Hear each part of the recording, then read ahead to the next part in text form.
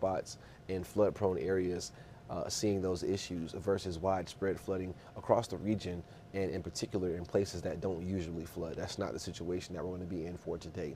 But as far as what the model, our in-house model, is thinking about how things could play out for today, it definitely is not doing well with what's currently happening. But I chose to use this model versus our other high-res model because it does show a little bit more coverage of showers and storms throughout the afternoon. Our other in-house model does not. So chose to go with this just to show that there is the potential for the continuation of scattered showers and storms throughout the region once this initial line does move through. As we continue even into this evening and portions of tonight, still could be dealing with some waves of showers and storms. So again, the rain gear definitely going to be needed for today. Hopefully you have sent the kids to school with an umbrella or a rain jacket. Could be a scattered shower or a downpour in your area as the kids are coming home from school today. So good news is that as we head towards the weekend, things definitely do begin to dry out. We could see maybe another evening wave of showers and storms for your Saturday, but that looks to be a little bit more isolated in coverage and not lasting as long throughout your Saturday, more so just confined to a 1 to 2 hour window. And as we head through Saturday night later into overnight Sunday, that's when things once again begin to dry out. We are going to see humidity, though, taking a huge bump up into the weekend, which is not going to be good for those heat index values. But Sunday, we're talking about temperatures getting down towards maybe the upper 60s, low 70s, but they're going to rebound quickly back towards those mid and upper 90s. And again, with that southwest flow of wind for the majority of today into Saturday, that humidity is going to be way up as we head into Sunday. But by then, those winds do begin to shift a little bit more out of the north and west, but the damage will already be done in terms of that humidity coming back up. And then as we continue towards Monday, those winds do begin to shift back out of the south again. So it's not a good situation. And those northwest winds that we could have on Sunday actually will help us warm up even more, as that's a downsloping wind coming off the Appalachian Mountains. So as that air is sinking, it's warming, compressing, and making it hotter. Not good. But as far as a live look outside, very cloudy day. North Augusta here off of the Savannah River from SRP Park. That's what we're looking at here, our southbound smokehouse cam. And definitely a gloomy day out there. Rainfall is imminent, so if you have any lunch plans, definitely want to go ahead and have the rain gear with you as you're heading to lunch, because it looks like those showers and storms will be impacting the Augusta area a little bit closer towards midday.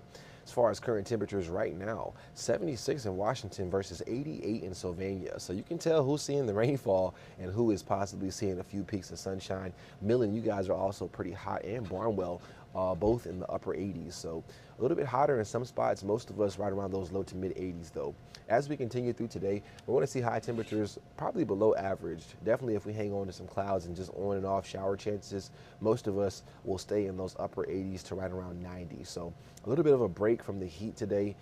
Still going to be sticky out there, very muggy, and when that sun does pop out, the heat will be intense. So don't want to make it seem like it's going to be a fall day. It's definitely still going to feel like summer. But as we look at the heat index and the trends with that and how high it could get for today, most of us do stay below that century mark, but we still could have select spots that briefly touch it.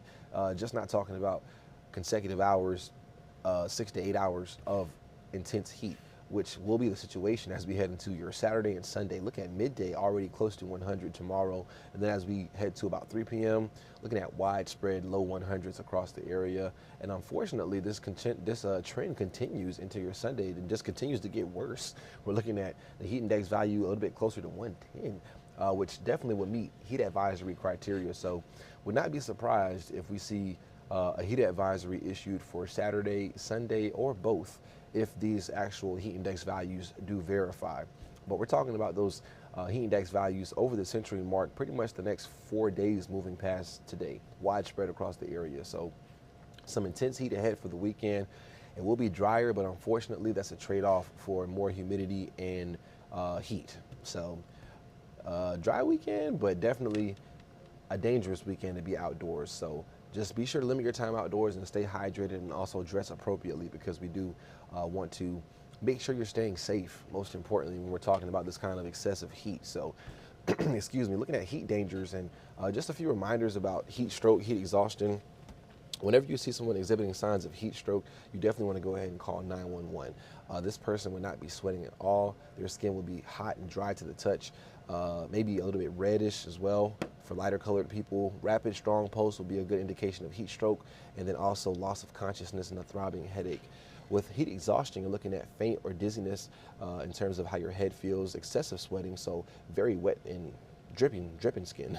Cool, pale, clammy, rapid weak pulse, and muscle cramps are all signs of that. So just a quick reminder there of what to look for when we are talking about heat-related illnesses, and in particular heat stroke, heat exhaustion. But definitely want to go ahead and plug our app. If you happen to be on your cellular device, or if you happen to not be on your cellular device, you can scan this QR code on your screen. It'll take you directly to the weather app in the Apple Store, the Apple App Store, or the Play Store if you have Android. And you can go ahead and download that. Today's a perfect day to do that. We do have some impactful weather in the way of showers, storms, the heat for the weekend, any kind of alerts in the way of severe warnings, heat advisories, all that comes straight to your phone. You also can share pictures and videos with us through the app, and just a great tool to have on your phone if you don't already have that downloaded for sure. But just always want to plug that and encourage you guys to take advantage of the great weather app that we do have just for you guys to stay up to date with your local weather at any point, anytime. But as far as that 7-day forecast, today definitely the wettest day out of the next 7. Honestly, we do look to be mostly dry as we move past today, but still though, summertime, afternoon and evening storm chance is going to be possible every single day, and high temperatures going into Monday. Goodness, 99. And that's not to mention the heat index. So again, some dangerous heat in store, definitely still in the summertime. And be sure to stay safe and protect your loved ones, because you don't want them to get wrapped up in anything like this. But we're going to transition and actually talk about the tropics now. So some of you may know and others may not, but NOAA put out an updated hurricane outlook yesterday, and they put their first one out back in May. Now we're looking at the August update, and it's definitely went up, which is impressive. It's been a quiet season thus far, which is not a surprise, but with these numbers, maybe would have thought we would have saw a few more storms by now. But we also have what's called an El Nino in place over the area. So La Nina and El Nino talk about global atmospheric circulation patterns. When you're talking about La Nina, you're looking at cooler sea surface temperatures in the equatorial Pacific. El Nino means you're talking about warmer sea surface temperatures in the equatorial Pacific, so that area of water off the west coast of South America.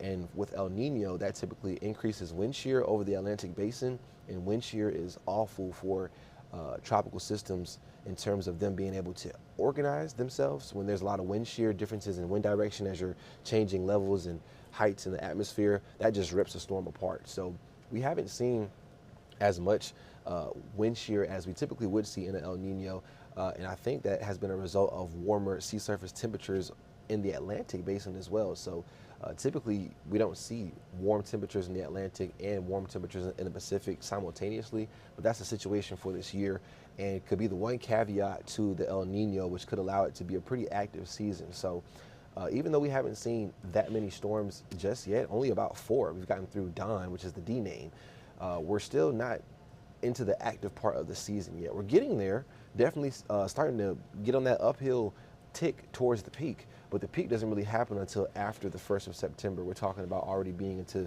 the beginning of fall and summer is gone. So definitely still have a lot of the season left. It doesn't end until November 30th. So we still have about 3 full months of this, and just want to keep everyone on alert. And of course, we'll keep you updated with any potential for tropical development.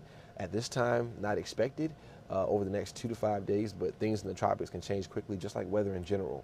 But this is where we are in the season. That's the peak just after September 1st, and you can see just how much of the season we do still have left to get through.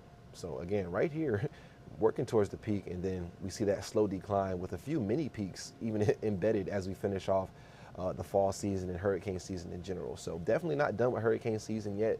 Don't count it out, but these numbers are definitely impressive, and it will be a very active finish to the season to go ahead and meet, you know, this outlook right here. So if this does come true, it looks like we definitely could have an active finish to the season. So be sure to stay weather aware in terms of the tropics, and then also again for today in terms of storms that we're tracking moving towards the area right now.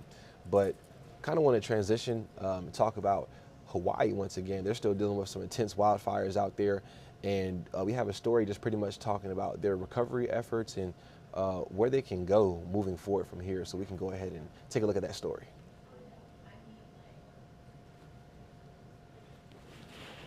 huge challenge is getting these goods to the people who are still left in Lahaina town. Power poles and power lines are still down across the roads, so it's difficult getting access to the people who need it the most. Escorted by a Maui police officer, I was part of a convoy that went into West Maui on Thursday. We're going to go help the people of Maui that need help. We rescue mission. We passed out food, gas, clothes, and other goods. We get water, we get food, we get toilet paper, we get ice, we get gas. I mean, we get all the necessities to survive. We can sew people up if we have to. I mean, yeah, we're going out there for help people. That's what we're doing. Perhaps the hottest commodity was ice. Water. People literally running to fill trash bags up with ice. Everybody's fighting for everything right now. But as my other half them's family is, they lost everything. Everybody lost everything. We don't know how we feel. I don't know how you guys supposed to feel. What do you guys need right now? Food, gas, water, anything, clothes. Yeah, people out here, no nothing. They no fam, they no clothes, they no nothing out here. They need stuff out here. Supplies, hygiene, who knows? Anything can help. In Napili, restaurant owners and workers are serving free food to countless people waiting in line. We need formula, diapers, ice, water, and just food. What's going through your mind right now? I'm a little worried because I have a 4-month-old and a 2-year-old. But again, a major challenge is getting these goods to the people who are still stranded in Lahaina town. With roads blocked off, it's difficult even getting to Maui's most vulnerable right now. Reporting in West Maui, Chelsea Davis, Hawaii News Now.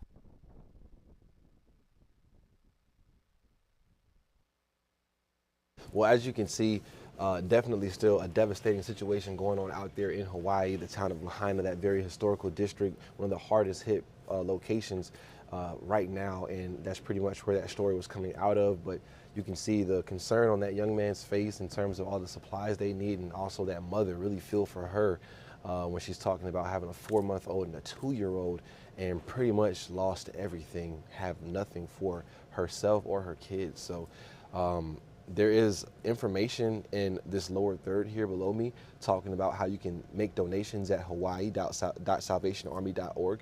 And as that young man said, anything will help. So even if it's $1, whatever you can give. And again, challenging myself to help out too. We were at 36 people dead yesterday. Now we're up to 55. And unfortunately, I do think the number is going to continue to climb. We're looking at just the devastation here. To my left, you're right as you're looking at the TV or your computer screen, and just looking at the massive scope of this wildfire and how much damage it's caused. It's ruined lives forever. You know, people's lives are changed on this island forever. They have to learn how to live and move forward and, you know, deal with this. So just as people, I think that everyone can pretty much empathize with what's going on out there in Maui in terms of just the sad emotions that I'm feeling watching all this go down, and just really want to help them out in any way that we can. So I just challenge everyone that's watching this to make a donation in some way, and myself included. I'm challenging myself to do that because I really want to see these people get the help they deserve. But we're definitely going to probably wrap things up here.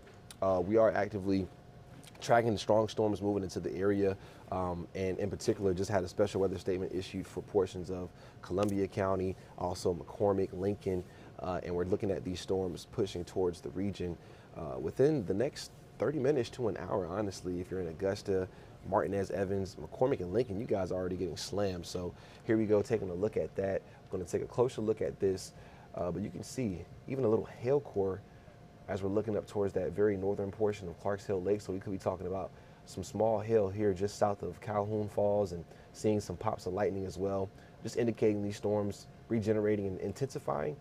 It looks like this line is trying to break apart just a little bit, but at the same time, you have a few cells popping out ahead of that. So definitely nothing to downplay. Could see some pretty strong gusts here, around 40, 50 miles per hour. So that's enough to bring down small trees and maybe cause an isolated power outage. So if you are watching this right now and you are anywhere in the central or eastern CSRA, you still have time to make sure items on the patio are secure. You know, make sure that you're prepared for this storm that's about to roll through, and that you're not outside, of course, when we're talking about all this lightning. There's a lot of frequent lightning going on with this. We're looking at also heavy downpours. I'll go ahead and queue up this newest special weather statement.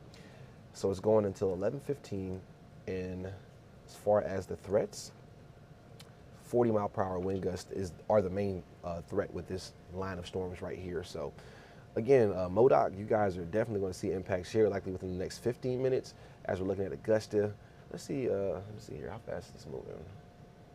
40 miles per hour, so this is moving pretty quickly. Let me see if I can do a little baking strip on this guy and time it out a little bit. Just bear with me here. Let's see.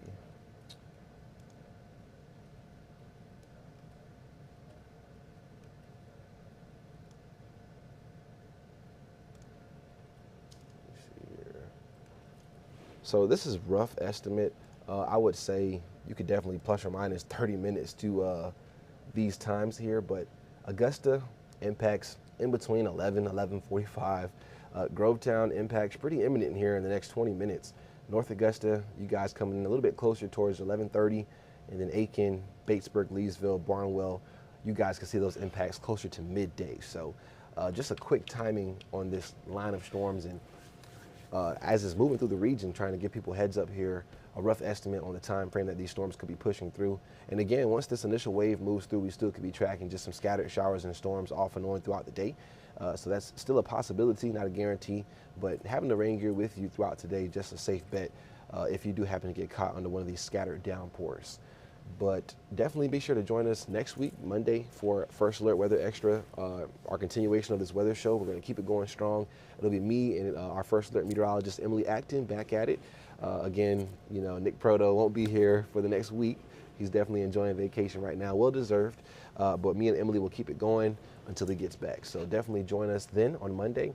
Make sure you guys have a great weekend and stay hydrated, stay safe. And most importantly, thank you for watching today. Definitely appreciate you, and I hope you have a fantastic Friday.